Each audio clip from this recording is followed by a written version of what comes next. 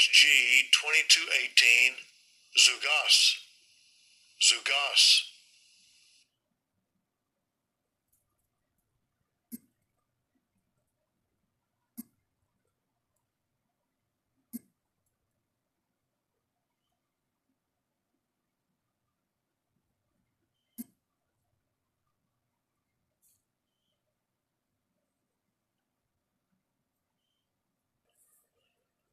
More Americans are being left in the dark as soaring electricity prices trigger power shutoffs nationwide.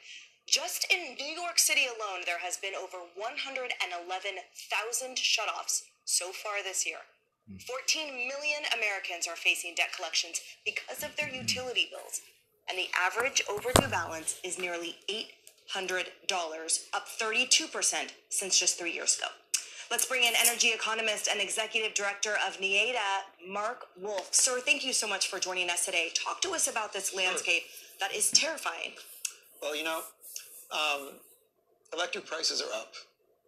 We're almost at record levels. These are the highest prices we've seen in 10 years. Since January, the cost of electricity has gone up almost 10%. And this winter, the average bill for families who use electricity, for example, to heat their home, could be about $100 more than last year. This comes on top of higher summer cooling costs. So families are getting hit with both seasons now. It used to just be an expensive winter. Now we have an expensive winter and expensive summer.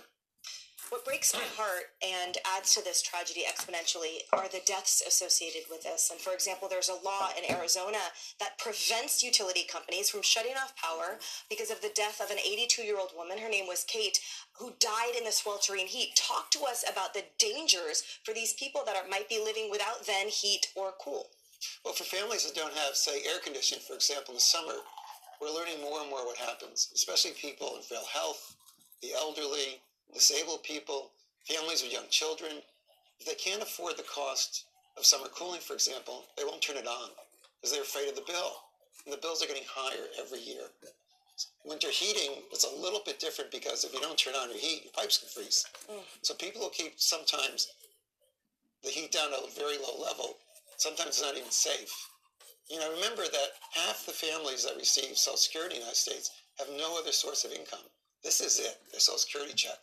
When prices go up for, say, electricity, you have no other choice. You can't switch to something else. And so I think what we're learning as a society is that we have to think of ways to help low and moderate, even middle-income families now pay the cost of electricity. And they're going up in ways we haven't seen in a long time. Yeah, Fox News polls we can pop up on the screen show the majority saying that costs have increased last year in lockstep with the statistics that you cited. But what can be done to lower these prices rather than just simply help these families pay it off? Well, the most important thing right now, because we're looking at long-term increases in electricity, is to think about your house as a system. Do whatever you can to use less of it. So it's not just that the cost of electricity is going up. It's hotter in the summer. We're having a cold winter, so you're using more of it. So the kinds of things that maybe the families have been putting off, think of every way to make your home more energy efficient, turn down the heat at night. There are things you can do to lower the bill. But the biggest problem as a society, we have to think about how do we make energy more affordable? Because right now, these are costs we haven't seen in a long time. Families are struggling with other, expenses that are going up, food, medicine, but everyone gets an electric bill.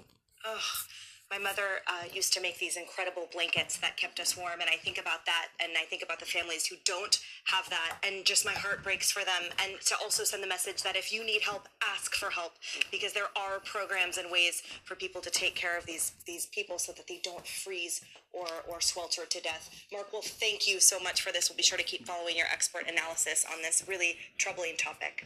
I'm Steve Ducey. I'm Brian Kiley.